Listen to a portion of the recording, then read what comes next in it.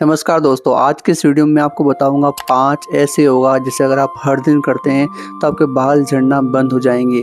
और मैं आपको ऐसे नहीं कह रहा हूँ, मैं खुद इन योगा को अगले 100 दिन तक लगातार ट्राई करने वाला हूँ दोस्तों। क्योंकि आपको पता है कि पिछले 3 महीने से मैं काफ़ी ज़्यादा परेशान हूँ, क्योंकि मेरी हेयर लाइन लगातार पीछे जा रही है।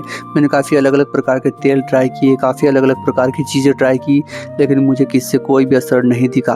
फाइनली अब मैंने डिसाइड किया कि मैं अगले 100 दिन का चैलेंज ले रहा हूँ, जिसमें मैं हर दिन अपने दिन का 1 घंटा निकालूँगा और अपने बालों को दूँगा।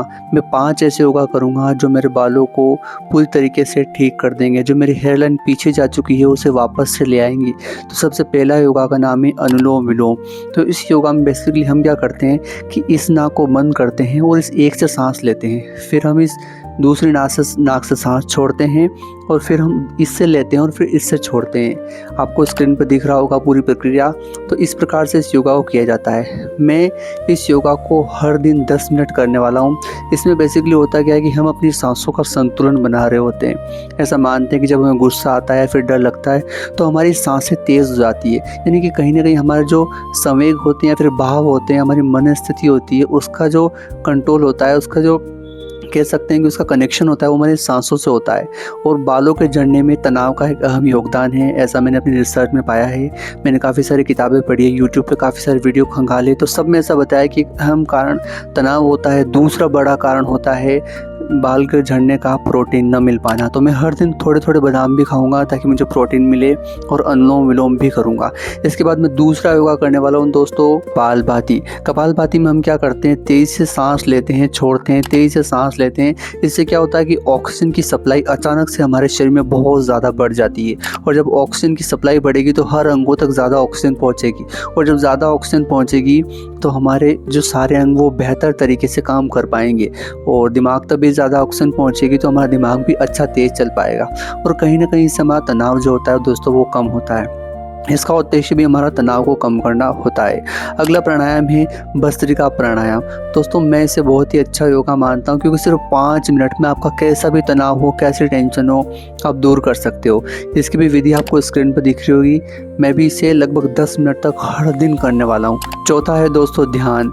ध्यान का तो आपको पता है कोई तोड़ ही नहीं है। ध्यान के ऊपर तो एक अलग से वीडियो बनाई जा सकती है।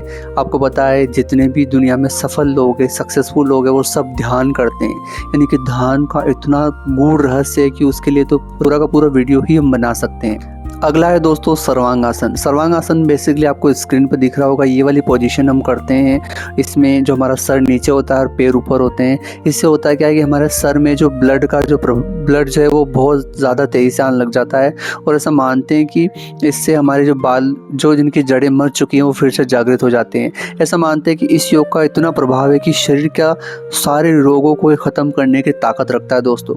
तो दोस्तों ये 5 प्रकार के योगा हैं जो आपको स्क्रीन पर दिख रहे हैं। मैं अगले 100 दिन तक लगातार ट्राई करने वाला हूँ। इन 7-8 दिनों में हमें चल जाएगा पता कि हमें कितना फ़र्क दिखाई दे रहा है या नहीं दिखाई दे रहा है।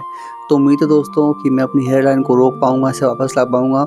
अब मैं आपको अपना फास्ट फॉरवर्ड वाला योगा दिखा देता हूँ कि मैंने किस प्रकार से किया है और मैं किस प्रकार से हर दिन इसे करने वाला हूँ। तो चलिए देखिए।